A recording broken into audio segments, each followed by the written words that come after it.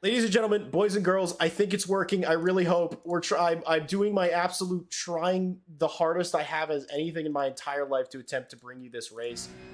We are underway, believe it or not, for race 2. If it's not clear, I'm still working. But we're good. We're here. I think. I hope. Jesse's here. Hi, Jesse. They made it through turn 1. Yeah, they sure did. It was a cleaner start than race number 1. Looks like Stefano Zanatti is going to get the whole shot down into Eau Rouge and Radion. And looks like Youngwon Kim is going to run away here in P2. A bit of a gap back to Robert Moolman and Sam Graff in 4th. And this looking quite a cleaner start. And I was kind of worried. Oh, contact in the background. The Brumos Porsche makes contact with 2 or 3 cars, and they're still wrecking down the Kimmel Straight. Meanwhile, 2 and 3 wide racing for P1 and P2. The 67 of Kim backs out. That allows everybody to get through. Still 2 wide. Here comes Sam Graff for P2. He's really making up for race 1 here. Sam Graff is just had so much of a cleaner start. It's incredible what a difference a race has made, but it seems like it's pouring down rain in the first sector, but it seems a lot drier. Everyone's maybe got their heads screwed on just a bit straighter. They've felt the conditions out. They know what there is to do, and I think, I hope, I pray, I think we're green on everything technical. I can give my sigh of relief. I'm so happy that we're bringing you a race and it's not 5 frames per hour. Ladies and gentlemen, this is Porsche Cup on ARL. This is the finale, and I wish it wasn't, because race 1, Jesse, was absolutely stellar, and it seems like race 2 is going to be no different. We're going 2 wide into the Lafania chicane, and Nick Dawson-Lathan with the An Anime on the side of the car has stayed ahead of Youngwon Kim. Everyone's so much cleaner for the start. We did have a couple, well, it was a heck of an incident at the very beginning, but everyone not coming together as much. I think Youngwon Kim actually just lost it a moment ago, but he's managed to collect himself and get back going again. But Sam Graff, the pole sitter in race 1, Jesse, currently looking to make a pass for the lead. Yeah, he sure is. Hunting down Robert Moolman, who's got by Zanatti, and Dawson-Lathan trying to catch back up to that group. A little bit of gap behind them, a little bit of housekeeping. We saw that incident down the Kimmel Straight. That definitely involved Ryan Eason, Ted Piper, and Cody May. Those 3 cars have towed back to the garage, but here is the fight for P1, and it's not really a fight. The 737 that was on pole for race number 1 that got involved in an incident in race number 1, finished 12th in that event, has now in 1 lap come all the way back on the reverse grid to take the lead and lead them in the finale for the season. Excellent driving, knifing through the field there for Sam Graff. It looked like in qualifying, by looking at the times, look at how much wetter it is down at Eau Rouge already than it really appeared to be at the start of the race. Robert Moolman going a bit wide. He was leading the race for a little bit in race 1, but unfortunately was overtaken and had a massive incident in Blanchimont, ending up in the wall, ending up for the tow. But in the tow, coming down the Kimmel Straight, Moolman's going to take the lead, or retake the lead of the race by a hair. But as they come into the braking zone, Sam Graff's good, but Nick Dawson-Lathan's into the back of him. But fortunately, somehow, some way, Graff not punted around by that maneuver. I was going to say, 2 Porsches were looking very good on the brakes. The third one, however, of Nick Dawson-Lathan, less so, shall we admit. Easy to do. You get caught in that draft. The 2 cars in front of you are punching a hole in the air, and all of a sudden your braking marker's not where you left it. Even in these conditions, it just seems to compound. You've got the increased braking distance from the wet weather driving, of course, but also being in the draft at the end of such a long straight, it gets you into trouble into Lacombe all the time. And somehow no cars ending up around. Sam won't really appreciate that being punted into the rear, but to be lucky, that's all that really happened. Moolman, Zanatti, all of them able to drive away, but still no clear leader. What, the first 5 or 6 cars all in a line now. Everyone else continuing. I think we have 13 cars. Oh, Sam Graff, something's happened to the leader. Graff has gone around just shy of third campus. Yeah, they're coming. Oh, it's like what we saw in race one when he went round late in the race. He just has to be so patient, doing the right thing, but it really hurts his race. It was, into the Lafanya chicane, something happened to him. What And, happened? well, shall we find out? He's going through, everything looks fine. He just starts to swap Oh, ends on no. him on the Oh, power. no. I think he hits a big sort of damp patch and just rips that thing around. Rear engine Porsche will spin round rather than understeering into the gravel.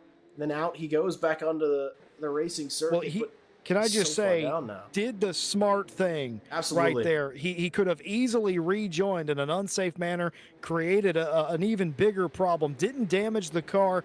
He thought about revving it up and rejoining in an unadvantageous position. He elects not to do that, and he's still going to have a shot here with 14 minutes left to go. While that was playing out, Dawson Lathan backed the car into a wall somewhere in the sort of, I don't know if that's Paul Frere or Bloshima, wherever that may have been, completely removed the rear wing of that car. They will come to the pit lane for some repairs, drops them out of the top 5.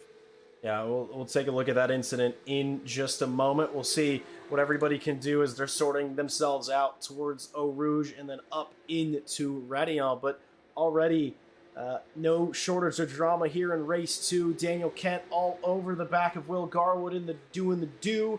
Are we doing the do? Are we doing the Pink Dinosaur? Are we doing the Black Falcon Racing Team? I don't know, but I'm certain we'll have an answer. There's no way any of those drivers can see. Can we get an in-car flyby down the Kimmel one time? Yes. Just to show the folks at home one time, maybe next lap, show them how impossible it is to see. The 6 can see. David De Leon had a good race number 1, looking to come from the back here, and he's got a couple of positions through Lacombe that time. But here's just a little snippet. Riding on board, Wyatt Johnson, winner of race number 1, car spinning in front of him. Young one Kim around again. But just a snippet of what that's like. You just can't see anything in a trail of cars with this many of them. But somehow making it work for him was David De Leon in Lacombe that time. Robert Mollman back out in front after the spin from Sam Graff. Stefano Zanotti in P2, 1.5 seconds off, and another second back is Elian Gonzalez. We ride with Jack Coffey in 4th place, who's currently trying to drive away from race 1 winner Wyatt Johnson. Yeah, Johnson in the back. He's the first of the 4-long train of cars behind Coffey, and gotta say, I know you have an opinion about last names in sim racing. I gotta say, Jack Coffey, best first name in sim racing. No, you're not going to get any argument from me, partner. A great mark. That is the Jack name. I wonder, is their name is made up as mine? Could be, but Wyatt Johnson looking a little bit out of shape coming through and out of Paul Frere, and my curiosity is going to kill me because I need to know what it looks like coming through Blanchimont, coming through that spray. You can see the rain really pouring down, and as you get close, there's no hope to see, but on the brakes, Wyatt Johnson seems like he's going to have this one wrapped up into the bus stop. So, driving on feel there, it's, very tricky to do. A couple cars getting all together. Coffey's now 2 wide with Stan Padarakis into La Source. And I have to say, Jesse, it looks quite a bit wetter than it did when we went green just 9 minutes ago. Yeah, it looks wetter than it did in the entirety of race number 1, really. Of course, we had the sun out. It wasn't raining and the track was drying. It was improving all the time. But here's what I'm talking about. Riding on board, Jack Coffey in 6th place. And you'll see drivers in this instance that they'll kind of offset their car some of the time. Just they'll dip out for a second just to see what's in front of them before getting back into the draft. You kind of want the draft, but you see them, they're going left and right. Some may be attempting to gain position, but a lot of times you're not. You're just like this. You're not trying. De Leon not trying to make a pass here on Devin Stroud, just trying to get some visibility so they can see where Lacombe is. And it's just completely blind in these conditions. The rain coming down on an already wet racetrack. The sprays are absolutely crazy. And again around is Sam Graff, your pole sitter from qualifying, has just had a miserable couple of races here at Spa-Francorchamps. Yeah, it's just not getting any easier. I'm wondering how much that contact in the rear at the end of the Kemmel Straight that we saw earlier on is sort of impeding his ability to sort of sort the car out. It's mid-engined after all. There could have been some suspension damage. Ooh. Elliot Gonzalez going just a bit deep in the braking zone, and it is it's tough to say. Visibly, it didn't look like there was a whole lot of damage. Looked like the diffuser was mostly intact, but a little bit of suspension damage. Conditions like this can absolutely put you off, and it's just such a difficult thing to do and such a difficult car to drive. But Sam Grafe, though, he's still trying to fight back. Fortunately for him, he's still doing a phenomenal job to try to stay in the fight, but, well, he's missing just as many body panels. Well, no, I think he's got all the body panels on his car, but missing about as much downforce as he was in race 1. Carvel Paul Frere, he's trying to go for it, but that car looks so loose, so tricky, drifting everywhere. That car is drivable to an extent, but I think for Sam, it's going to have to be relegation to the rear for this race, unless something else happens further ahead. Well, in the first race, Sam lost the front of the car, which you theorized wasn't the end of the world, and I totally agree with that. The front of these Porsche Cup cars aren't nearly as sophisticated as the back of them with the diffuser and the wing, and I wonder too, partner, if you're right. Was the contact in the rear of the car in Lacombe earlier, did that not mess up, not the wing necessarily, but the rear diffuser, and that could be hurting downforce on the rear of the car, which could be causing it to walk the dog, as we say where I'm from, where it sort of waggles its tail out with no grip out to the out extremes of the racetrack. And that seems to be what's happening to the 737. And I worry that might be exactly what's going on in the wash of the other cars. Molman continues to lead Zanatti. Gonzalez in third, looking for P2, but behind them, it is a out-and-out fight for sixth place. You can barely see them in the background, but there's about 4 or 5 cars all fighting over P6 right now. Jack Coffey has it. Everybody else wants it. Yeah, it's slightly cinematic the way that they start to hit the brakes, the spray starts to die down, and then you see emerging from the mist a couple of Porsche Cup cars. The rain is, I was about to say the rain has seemed to have stopped, but there it is appearing on the camera again. I don't know how believable it is. Yep, that's Jack Coffey actually having a moment into Rivage or Brussels, depending on your choice. Crash for P2. Oh, it is. It's Stefano Zanatti. He's had a moment, but he seemed to have collected himself. Curious, maybe an issue into No Name, I would guess, but as he's coming down towards Huon, he's just about fine. He's just about gathered it. It seems these drivers, I'm so impressed by their ability to, well, lose it almost entirely and then collect themselves and just get right back into the fray. They're barely taking a breath. They're getting back underway, and I mean, after a season of driving this car, maybe this is the first wet race, maybe this is the only wet race, but it seems like some of these guys were absolutely born to do it here tonight. Yeah, I gotta say, I'm gonna echo your point. To see them save it, I've driven Porsche Cup cars before, and it's not easy. It's not as easy as they're making it look. And they're all over the place because it's wet. But the fact that they're able to save a lot of these spins without incident, Youngwon Kim again with another incident, kind of illustrating my point. Goes off the racetrack, but no harm, no foul. Other than going off, it's not good for your lap time, but otherwise, it's not as bad as it possibly could be. Riding on the wing mirror here of Sam Graff. Look at the spray as they try to get around the outside of Daniel Kent. They're going to do it. They're going to get one here, as I think they'll outbrake Kent, but can they possibly get to the inside for 2? Yes, they can. To the inside of Jack Coffey. It's 2 for 1. It's buy one, get one free. Jack, that's a BOGO. That was incredible. I feel like, I said that Grafe maybe seemed like his car was all over the place, didn't really seem to have the He probably pace. heard you and it made him mad. Absolutely. He said, no. Watch this. I'm going to do 2 into 1, 1 into the bus stop, and 1 on the exit. That was incredible work for a car that is incredibly beaten up. Sam Grafe, his killer instinct has not been dulled by the tricky evening he's had here tonight, but absolute top work for him. He crests the hill, and importantly, it doesn't look like Jack Coffee is. Oh, Oh Coffee! my He goodness! had a slide, and he ended up into the wall. Is that sending everybody else to come around? And there he is, still crashing most of the way down the Kemmel Straight. It looks like I'm not even sure what exactly occurred, but he had a slide, he couldn't catch it. Elian Gonzalez is round into the chicane. That's in Lacombe. That's the Lacombe chicane, the circuit, the corner that I'm entirely incapable of remembering the name of, doing the Austin Powers million-point turn.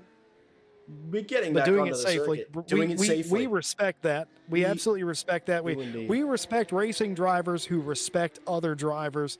And again, a spin perhaps, but I don't see a whole lot of damage on Gonzalez's car. I see far more damage on the back of Sam Graf's car, who, once you mentioned it, I started looking at the rear of that car. The rear lighting array on that Porsche Cup car for Graf is, it looks like a piece of cooked bacon, to be fair. It's very ruffled up, and maybe we can see that at some point, but that just goes to illustrate your point, partner, of how amazing it is that he's able to drive that car, the 47. He's going to do the do into the barrier, and there goes the rear wing. Oh, my goodness. It was such a light impact, and I was literally about to say, oh, I think he got away with it, but then it just sort of went boink and just was removed from the car. So a slow in-lap and certain repairs for Daniel Kent. I just want to see what happened to Jack Coffee a few moments ago, where it went wrong. Sure. He sort of looks unsettled and on the curb, I think. Well, no, he comes off of it, and then he... What in the world? That's so strange. I must admit, I want to see that again from the onboard. I want to see what his steering looked like. Oh. He just couldn't turn the car back to the left? Was he hydroplaning? I think he might have been hydroplaning over the curb. Maybe, because the curb sort of is a bit of a gully. Are these cars low enough to high center themselves? I gotta see it one more time. I gotta see it again. Yeah, I need to know. Let's watch this again. Watch with us, folks. Just on the curb now, and I guess he can't see, and I think it just... I'm wondering, because I think his left side tire ends up onto the curb. He's on the slipperiest bit of circuit, and the car actually very slightly starts to hydroplane and spin him in towards the wall. So I think it was a measure of, just slippery curb combined with slippery painted asphalt means that that's a humongous incident. Maybe a puddle on circuit as well, but not gone well, shall we say. Yeah, that's a 50-50 for me. I saw him turn to the left. The car went straight. I don't know if he was high-centered. The flat bottom under tray of these cars could very easily get high-centered. I didn't think that was possible because Porsche Cup cars do sit, as you can clearly see illustrated here, they do sit quite a bit off the ground. It's not like they're on the ground like some other GT machinery would be. There is some travel there in the suspension, but I guess it's possible that it hit the underside with the highest point of the curb, or maybe he hooked the tires in the wet and it didn't turn, or maybe he couldn't turn back over the curb because he was too far over. I don't know to what extent the curb played a factor, but it definitely did. You could clearly see him turning back onto the racing surface. It wouldn't do that. Head on into the wall, a bizarre incident and basically race-ending incident for the number 17. I gotta shout out Robert Moolman here. It's the gap. It speaks for itself. Pretty much looks like the only driver who is in any way comfortable. Comfortable is a very loose statement in this sense. In conditions like this, nobody's comfortable, but you learn to deal with it. And they clearly have found a way to just push a little bit further and a little bit harder than the rest of the field. If we pull up the lap times, it's not actually that crazy in terms of pace over somebody else. That almost begs the question, did something happen to Wyatt Johnson a moment ago? And when Spoolman comes across the line, maybe this is just an absolute blitzer of a lap time, because that gap didn't come from nowhere. Regardless, though, well, Moolman in complete control at the front of the field. Well, Jack, you'll remember, of course, Moolman was third whenever Graf took the lead. Graf had their incident. Moolman goes to the lead. It was Zanotti and I forget who else was up there. Was it Ryan Eason, perhaps? No, it wasn't Eason. It was Gonzalez, in fact, was up there. They've all had issues.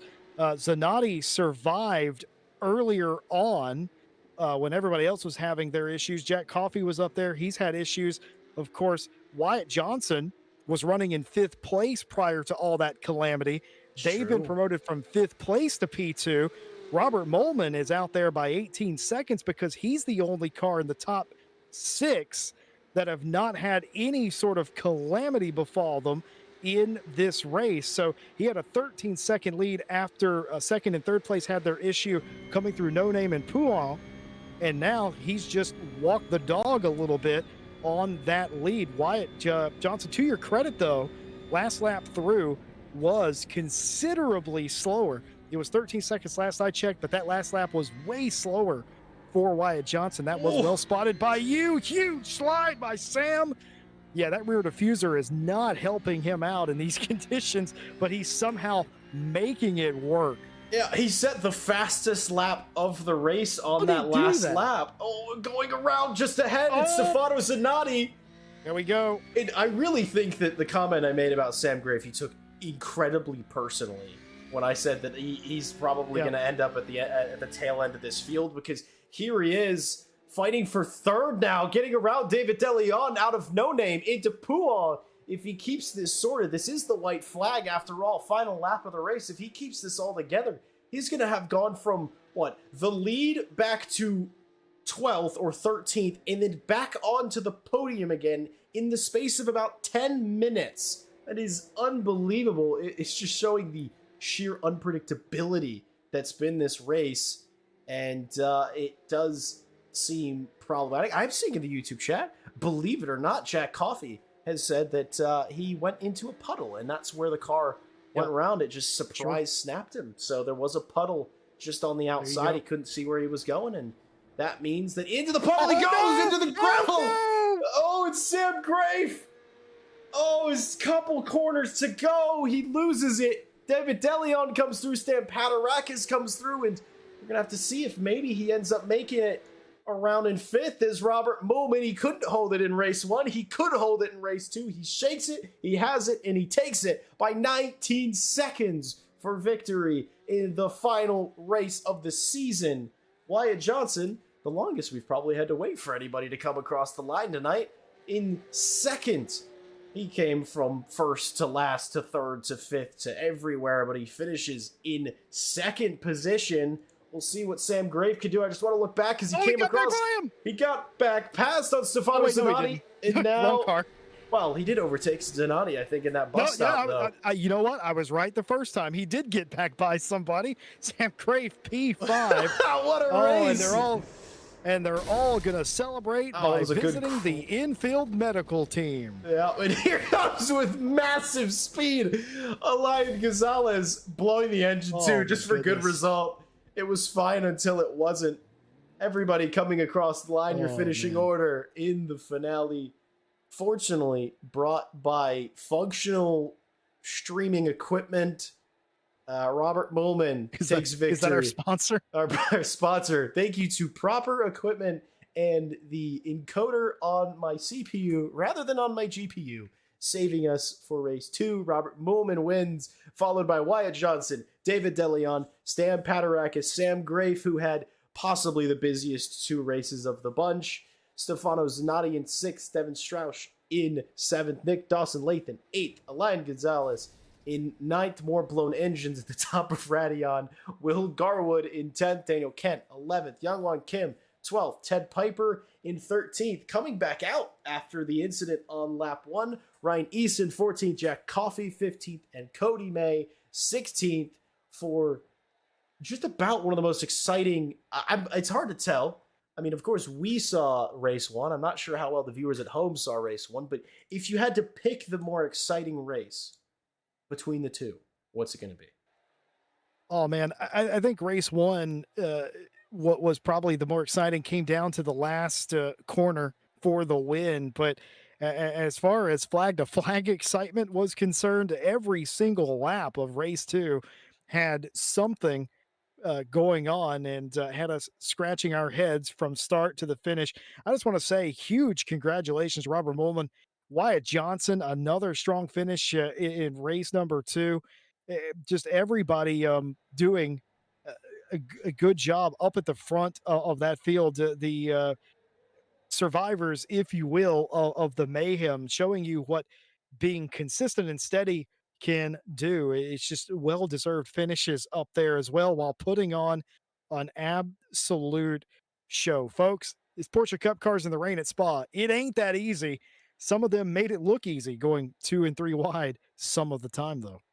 Oh, it was absolutely excellent. I'm quickly taking a look at the standings, hoping that there's uh, some sort of information regarding who is taking the lead. As actually, quick math, besides coming into the final round, Ted Piper leading the championship. I do think he's held it off. Second place was Daniel Kent, and Willie Sellers was in third. And the points gap is such that I don't think anybody scored enough tonight to depose him of victory. So provisionally, my math can always be wrong. I'm known for how bad my math is on a napkin, but I think Ted Piper, though a not great night tonight, was a great enough season that I think he was able to take victory. So congrats to him, and thanking him as well for having us out tonight, as fraught with difficulty as it is or was. We made it to the end, and we were able to bring a glorious race two. It really was just a couple of really good races in general and very fun indeed. Thanks for having me. Yeah, absolutely. And I'm gonna see, because I know that that Ted is attempting to get an interview because of pervading. Uh, oh, hold on. You know what, Mr. Lee? I think I actually might have to say goodbye to you for tonight, because I need to go join the booth, and I have no way of getting you in there. Thank you so much for last minute coming and joining me, and it was, as always, a pleasure to have you in the box. And thank you for making me shine brighter in the booth. Well, it's quite all right. Thank you very much for having me. Thank you for providing some fantastic racing. I'll say my goodbyes now. Thank you all for having me. We hope that you've enjoyed the racing this evening. Jack, take them away.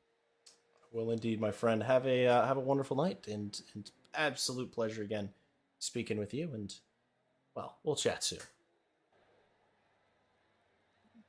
Mr. Piper, am I correct in assuming, presuming, guessing, doing math that you are our champion for the Porsche Cup British I Invasion am. season? All right. Well, proper congratulations are in order. I said it moments ago, but I wasn't confident in it. But now, speaking to the man himself, uh, I'm pretty sure I mean I scored a few points, it not didn't very seem that many. anybody who scored supremely well tonight was anywhere close to you. I mean, I think Wyatt No, Johnson came I home with think the most amount of points tonight with a first and second. But okay. is first and second worth 47 points? Well, DK was the closest I think that to me, and he needed Yes. to be like he needed to sweep the night to just catch up and pass. I believe. Let me go look. Yeah, I hate to say I do not know where Daniel Kent was finishing. I will say though, Wyatt Johnson did get quite close, because if the scoring off of SimGrid is anything to go by, which I have no idea if it is. Um, Oh, the sim grid is probably off. okay, Wyatt ended up then I will not go off of that. Wyatt ended up third Oh, overall. Daniel second, and then me first. I got 226 points. DK is at 191, and Wyatt is at 173. awesome. Wyatt So had like yeah, the math. It was mathematically impossible for Wyatt to make it to me, but but DK getting onto the could have podium in the final swept it. round Yeah. is excellent. Yeah, If well, if Wyatt would have showed up to more rounds, we would have had a much more closer fight for sure. well, there's always next time. I mean, this the few races that I've gotten to witness, And well, Yeah. now seeing that I have a Porsche Cup car in my back pocket, I will give you no promises, but there is a possibility that I may make it an appearance or two or three, or we'll see.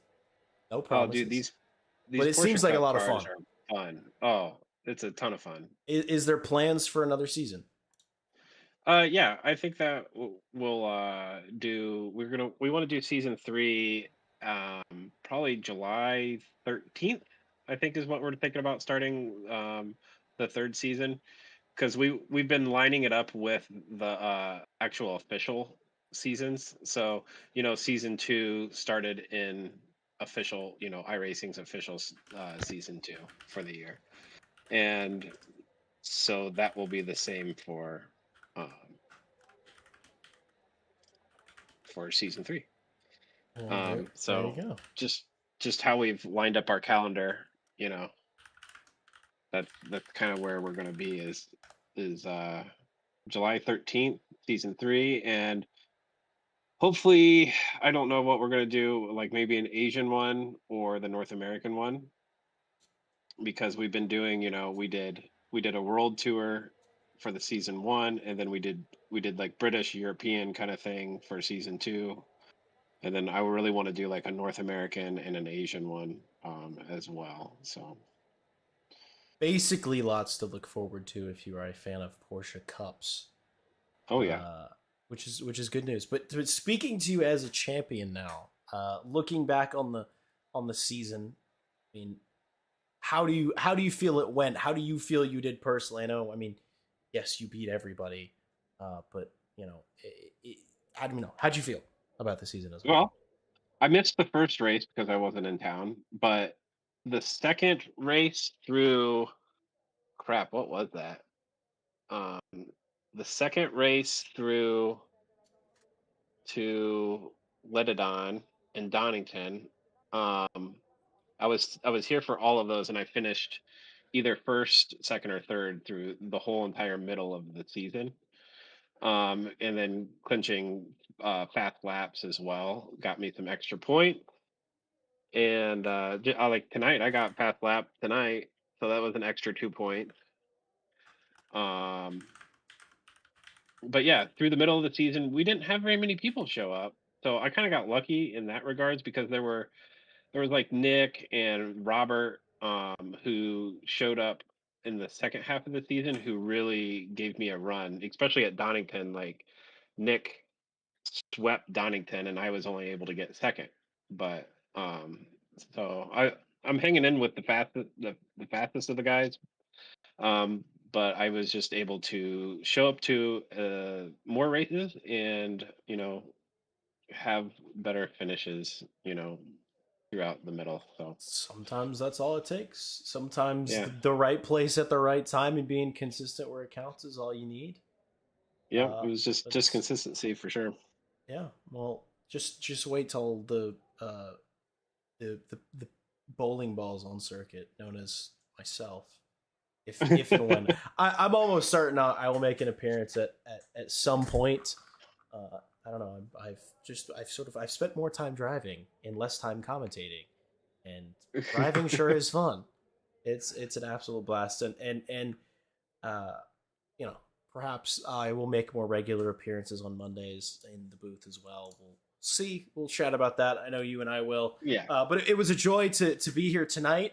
I want to deeply and humbly apologize for all of the issues that were had tonight. Basically, only race two was streamed in really any real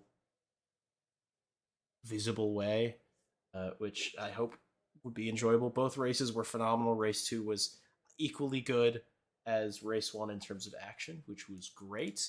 It's a Oh yeah. technical issue that I have absolutely no idea why it happened, but I know what happened. So What happened? hopefully, so effectively the normally when you're this is going to get very technical for those of you who don't know how streaming works, so I apologize for that, but I know Ted will know what I'm talking about because he Yeah. does this stuff as much as I do. Basically, normally I encode on my GPU, as you do, Yep. especially because NVENC encoding is fantastic. It's great. It's wonderful. Basically, the encoding wasn't working today. And Huh. there's no reason as to why, other than yesterday I was testing a different GPU in the system for a friend of mine because I had purchased it and was going to send it to them because they live somewhere where GPUs are very expensive, so it was much cheaper for me to buy it here and then send it to them. Blah blah blah. It was totally fine. No issues. I've done that kind of thing before. I Yeah. put it back in the system last night. I've been running it. I ran it last night. I ran it today. No issues at all. And somehow, some way, the only thing that has broken was video encoding when streaming because everything else was fine. So fortunately, Interesting. I have enough headroom on my CPU that I just encoded on that for race 2. But now I know. Hopefully it won't happen again. I have no idea. Maybe so a driver issue. Maybe like Could be. Like I'm gonna do a good confused. fresh driver install, wipe all the old stuff, and get that going. And I quite literally fixed it. I think as the green flag went, which if anybody watches back the very beginning of the stream, I'm very overwhelmed and doing a very poor job. But we got there in the end, and I'm excited. And my good friend Jesse joined me. And if you think that I'm good at commentary, A, you're wrong. But B, that's a good commentator. Jesse's my I say he's my mentor when it comes to commentary. He's the reason I do it. And that's awesome. He's wonderful, and you guys need to get together and make like a company that like you guys just stream. Ted's really good too, and who's the other Dutch guy? Kevin. No, yeah. I have wonderful friends, and we do a lot of stuff on another. We're all staff on another league, a European league, where that's the primary stuff that I do things on. But fortunately, Jesse's now returned from living in Japan, so now he's back stateside and has time to do things, and it's wonderful. Oh, is he your spotter? He was my spotter way back when. That is correct. Yeah, that is who that was. That was Jesse. And Cormac, yeah. Cormac. Back in the IMSA days. He's busy and doesn't have any. He's also not a commentator. He refuses. Whoa. Well, that's fine. I'm just was wondering he's where here. He was. Cormac? What? You're live still, by the way. Yeah, we know. I had no idea you were here. I only knew you were here because you moved. I literally just clicked in to tell you that you were still live. Oh, I know I'm still live. We're having a conversation. Okay. We're chatting. We always, whenever it's Ted and I, we always chat on stream. Okay. You need to come back and race. Yeah. I haven't really been doing any racing lately. That is true. He's a busy gentleman. No, Ted and I always have a conversation whenever he and I are in the box, and we are still live. This is technically still part of the interview. This is pretty. Yeah, I mean, I told Jack to come over here and do the interview and whatnot. I left Jesse behind. We do have Wyatt too. Wyatt was one winner. Wyatt, I'm sure you've been very patient. Do you have any? I'll keep it brief because I fear we've gone on far too long, anyways. But any words? You drove really, really well tonight, braving all the conditions. Yeah. So how was it? Yeah, it was a tough session, really tough out there. Both sessions completely drenched. That first one started to lighten up towards the end, and it did help out a little bit towards the end, grip wise. But that second one was like a monsoon, dude. It was insane. The bottom of Eau Rouge was like a whole river. It was wild. But yeah, that first race, I felt really good. Had a little come together with Robert, but I think we're both good. He got his redemption the next race. We both basically swapped what we did. So, I mean, I had a good race tonight. I had fun. It was a great season. I had a lot of fun this whole season. Hope I can come back next time and maybe steal what Ted took from me this time. Ooh. What do you mean? I stole it? I was on the run to you, and then I didn't show up for 3 races. Yeah, that's all it took was. Next season. It's always next season. But no better review than that from a driver with, I guess, less incentive to say good things than Ted. Since this, I don't know, I feel like Porsche Cup Mondays is sort of Ted's baby, so we never speak ill. But a great drive. tonight, Wyatt. And I see Robert, Thank you're you. in here, and it would be unfair for me to not give you a moment to speak if you so choose. So I'll give you a moment to. There you are. Yes, sir. Tricky race 2. Well, both tricky race 1 and tricky race 2. Better result in race 2, but as a whole tonight, how do you feel it went? I was a little sour about the first one, but that was my fault. Just like Wyatt said, collected him when I really shouldn't have. I was trying to get out of his spray to see kind of where I'm at. Just ended up in the AstroTurf, ended up inside his rear end, and it just went sideways from there. And then second race, everything came together for me. I found the line, and I kind of just ran away with it. I ran away with it indeed. We were reveling at your gap, which it was basically the largest car to car gap we pretty much seen all night because it's always close in Porsche Cups. But it was a great drive from you either way. A great way to cap off the season, I hope. And honestly, thank you to all three of you and everybody else for showing up and giving us a bit of a show tonight.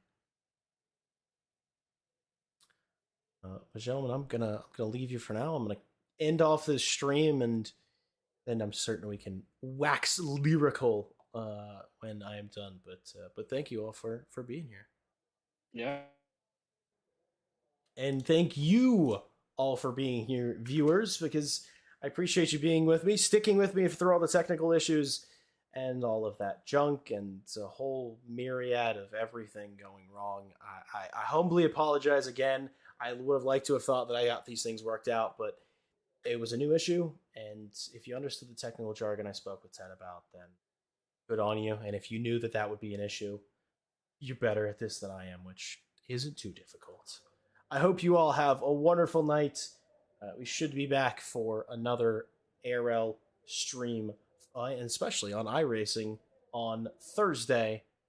And if you're interested in joining any of these races, check out americasracingleague.com. All the information is there. Lots of events all the time. Every sim that pretty much is there to run, there is an event for it. So be good to yourselves, and we will speak with you all soon.